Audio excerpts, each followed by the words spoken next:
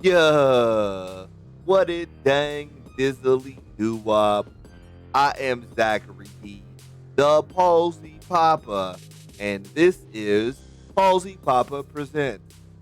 On this episode of Presents, you are going to hear a little bit more about my life. We're going to catch the highlights of middle school because I felt like that was kind of dragging on a bit. We're going to catch the highlights. The first time the Palsy Papa was on a microphone. Yeah. The first time Palsy Papa played D&D. Yeah. The what it was like for Palsy Papa to be at them high school football games as a middle schooler. Yeah. Yeah, dig.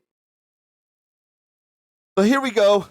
I want to just jump right in it. No holds barred, no shenanigans, no nothing. Just run right to it. Um so 6th grade, I established a friendship with Matt and Aaron, and we're hanging out, we're doing our thing. Then a year kind of floats by. I start to feel a little bit more accustomed to middle school life, like I'm back in the groove of the Texas thing. And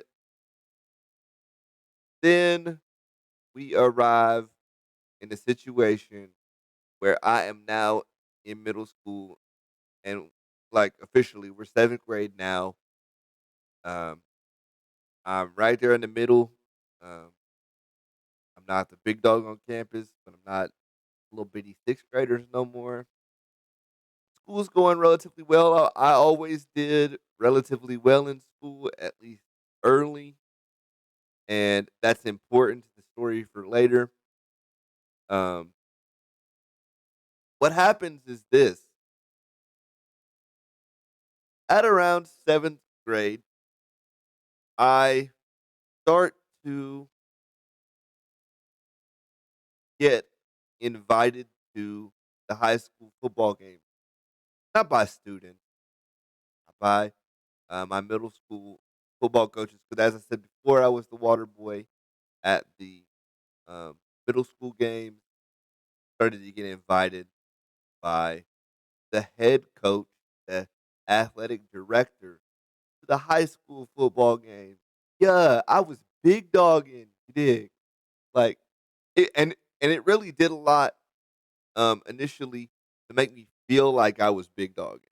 Like it did a lot to help me to feel like I was the man on campus because I was getting recognized by the high schoolers, which was wild, and it was a big deal because I got a Letterman jacket really early. I think I was 7th. I was either early 8th grade or late 7th grade, and I got a Letterman jacket. That was litty. At the time, it was cool. I never really wore jackets though. That's something that I didn't really talk about before.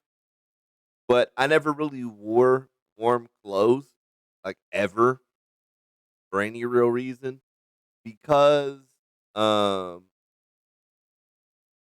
because my braces that I would wear were very, very hot. It required me to wear long socks, those plastic braces for my legs, and it was all very hot. So I would always wear shorts and a short sleeve shirt, no matter what temperature it was outside. In fact, it wasn't until much later into my adult years that I even started to wear pants, even after I got out of the braces. Didn't wear pants at all. It was one of those things, definitely. I sometimes my mom would get in a situation where they were like, "Don't you dress him?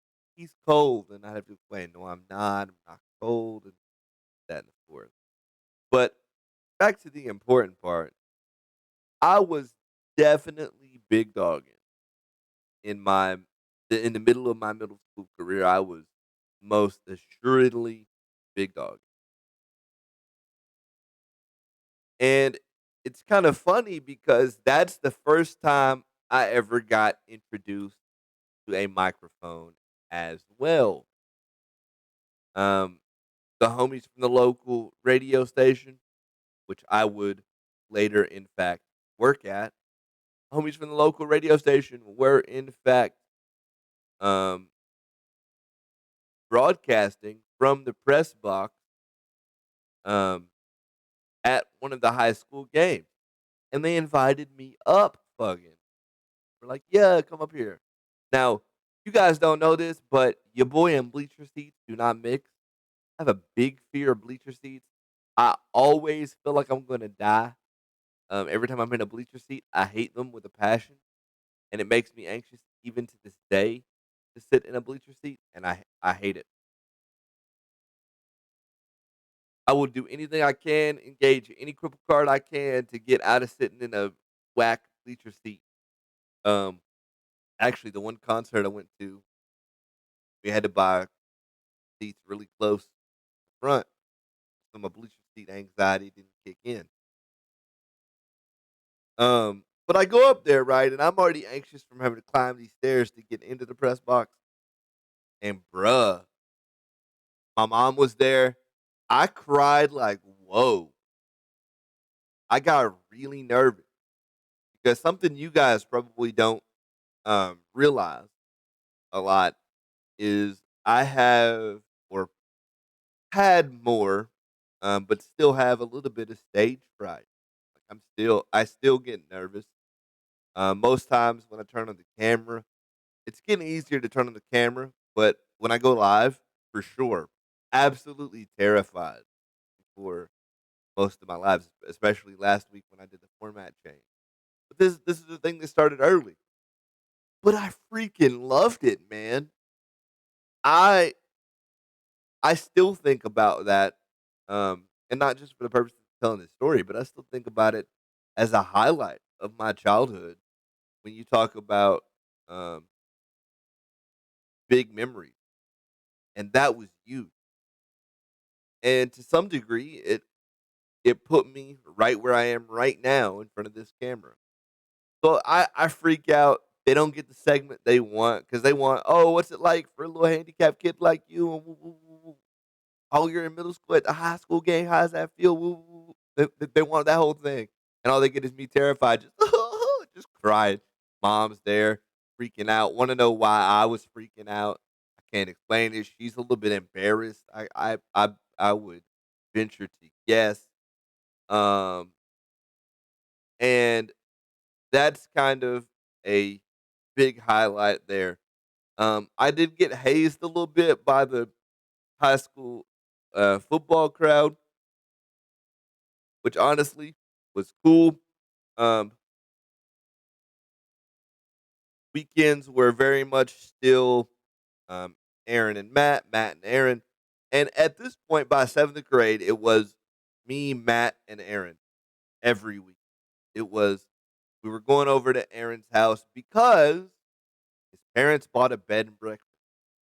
And lucky for us, 99 out of 100 weekends, it wasn't nobody in that thing. So got a little summer weekend house to our own, and that's kind of where we hung out. It was in these weekends that I first started to dabble in our own media. We had websites. We were creating our own uh, tabletop gaming games. We were game crafting at that time. Um, we were making our own pieces, making up our own rules. We didn't own a single.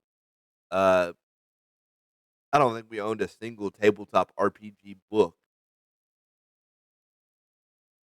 between us, but we definitely made up our own rules, and it was just the ultimate middle school kid hangout. Like it was fantastic. And if we had any popularity outside of our circle, um, that would have been the jam. Like we would have had um people over all the time, and it would have been wild. it could have been very, very wild. But honestly, it was a lot low key, and it was not till you look back and go, "Wait a minute, not everybody gets an entire house to themselves, um, to sleep and hang out for the weekend and do that thing." Like, it was a whole experience. So, this is kind of how that goes. And then over the course, as that's kind of evolving, I start to find out a little bit about what I wanna do. I start to explain to my parents that I'm getting into radio and that's what I'm doing, and I'm spending my free time just playing games, and school is easy enough that um, I don't really focus on schoolwork, and progress reports were abysmal, which meant every few weeks I was grounded. It also meant that I couldn't be on the football field because got to a certain type of grade to get on the be on the football field. Um, that was a big thing. What else relevant to my handicap? I guess that's the biggest thing. Those years, seventh and eighth grade, I probably was the least aware that I was handicapped, except the summer of seventh grade is where I had my second surgery. Oh boy, my second surgery. Now, you guys remember I had a surgery when I was 5. I don't really remember a lot of that. It was mostly good. Seventh grade surgery was a lot different. I was way more aware, way more cognizant of the dangers, way more everything. It was scary. I knew what they were going to do. I was paying attention to my treatment. I knew they were going to break both my legs, burn both my legs, loosen my hamstrings, take a piece of muscle from the front of my leg to put it in the back of my leg. And it was just scary. I was very, very nervous going into that. I was very, very nervous about the fact that I was gonna have to eat my whole summer um, through that.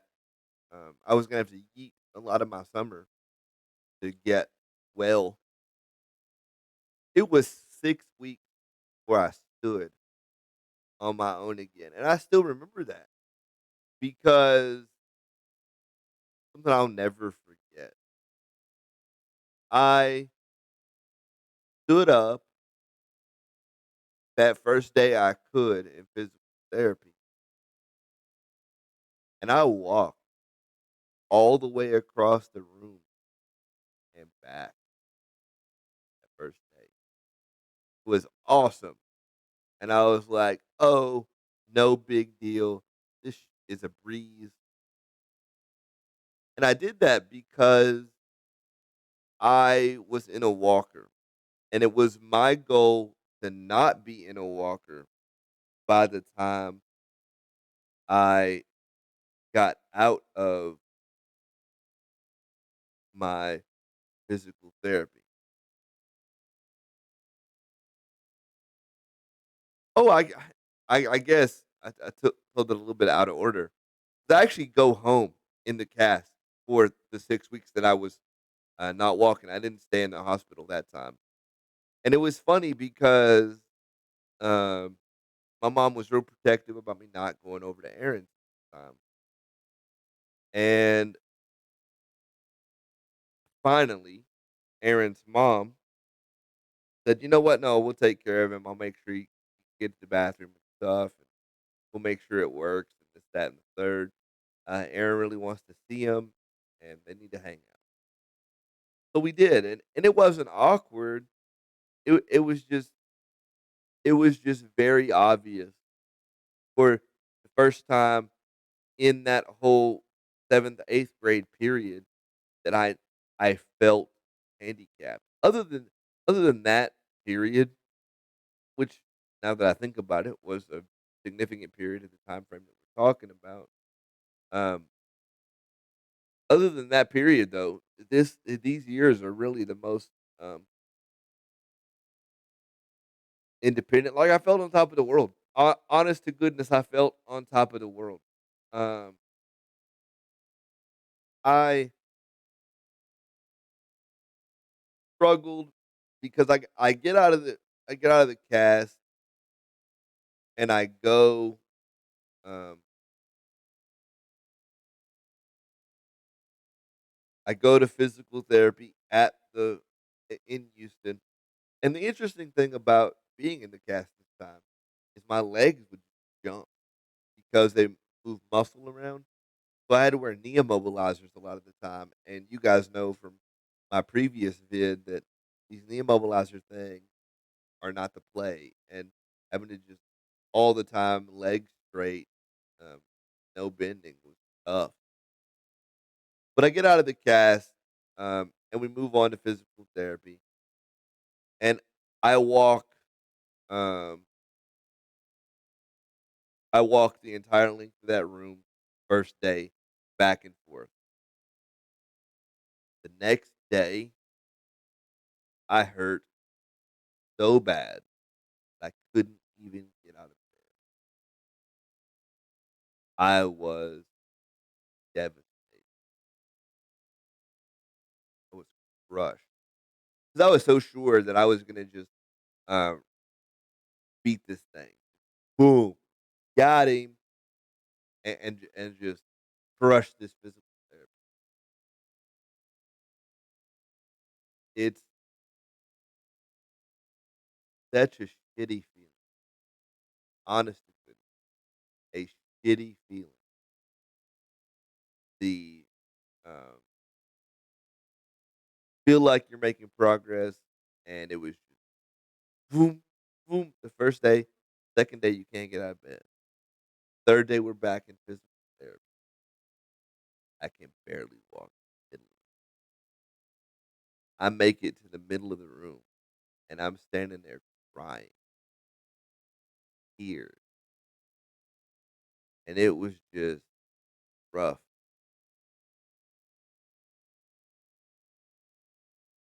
And this brings up one of the funniest memories that I have.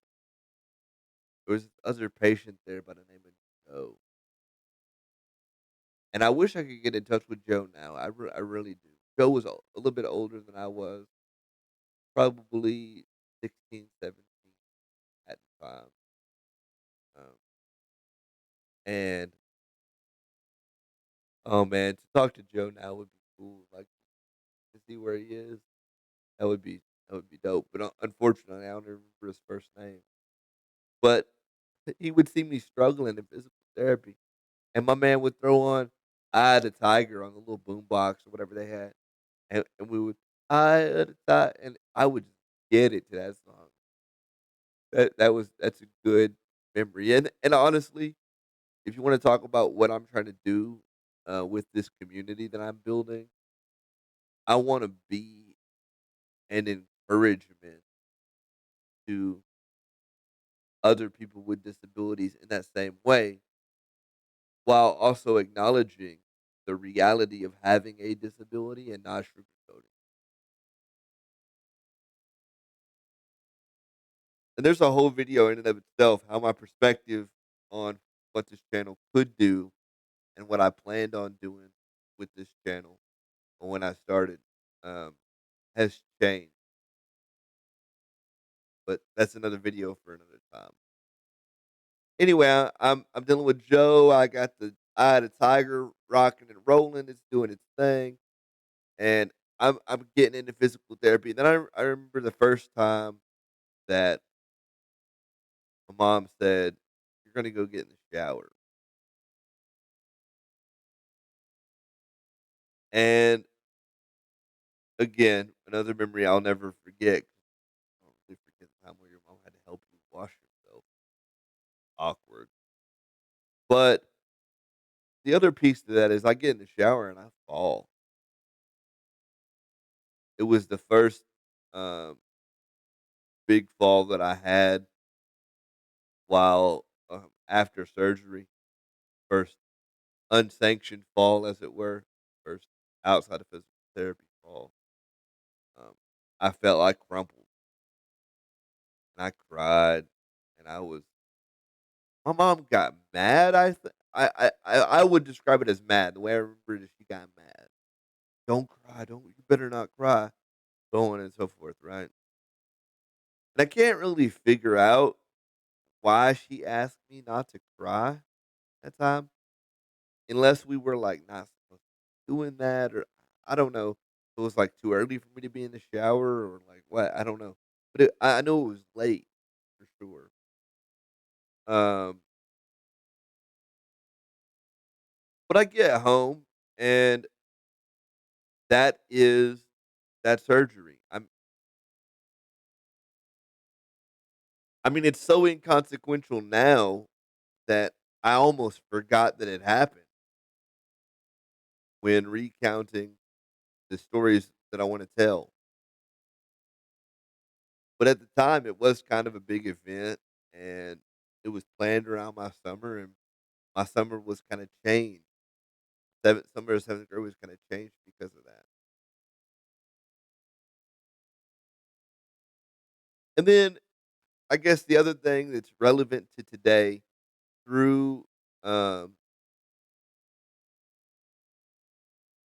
8th grade, I got a little, um, we'll call it a rudimentary computer to type up my notes. So what would happen is, and this is sort of goes back to the peripheral comment, where I was always kind of in special education. I always kind of got a little bit special treatment. Uh, but I was always in normal classes. I never had to take any kind of special education class or anything. But I always got accommodations that um, other kids didn't get, and that was one of them. One of the things was I got very much into writing because I was able to um,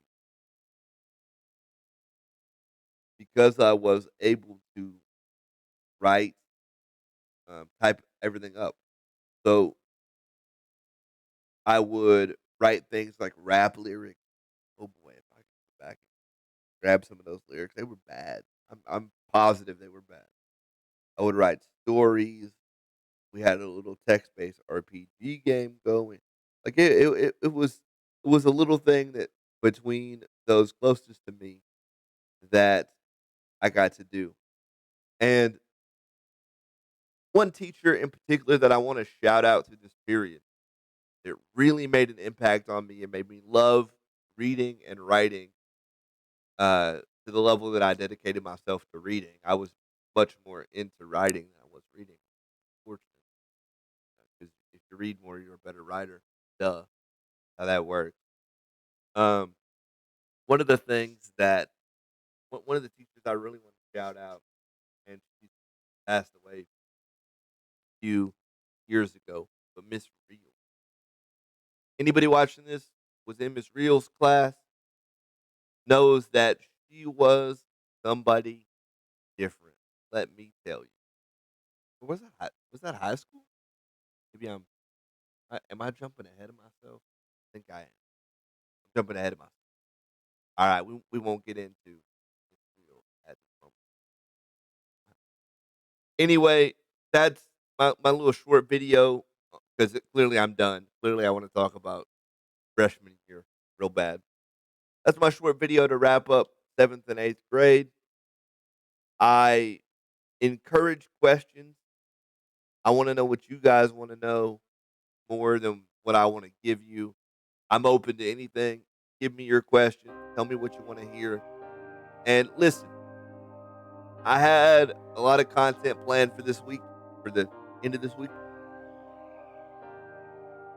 I realized that it is um, Christmas. My oldest daughter is on her way here. In fact, by the time I get done recording this, she might be home. Um, and I want to get her on a video while she's here so you guys can see her. But I also want to take a step back and um, step away from the channel a little bit. So I'm gonna release a Merry Christmas video for the family, of course, on Christmas. Um, Obviously, this video is coming out on Wednesday. Thursday, I may or may not make a video. I don't know. It just kind of depends on how I feel about tomorrow. Um, the movie review, I think, is going to get pushed back to next week, and then the live will probably be postponed as well. So I'm gonna give you guys a little bit of content so you guys don't forget about me. But as always, like, comment, subscribe on the video, click that like button, scribble that subscribe button, commentate on the video, and tickle that notification pickle so you know when your boy drops a video. Yeah. But that's it. I want to wish you guys a very Merry Christmas, and I will see you guys this week. I'll see you guys. I'll drop something. If my oldest Kirsten wants to be on a video this week and next week, I will allow her to do that. We'll have a conversation with her, and that will drop probably Saturday. And then we'll go from there. Merry Christmas to you all. And as always, don't be tripping, because I'm still crippin'. I'll see you guys.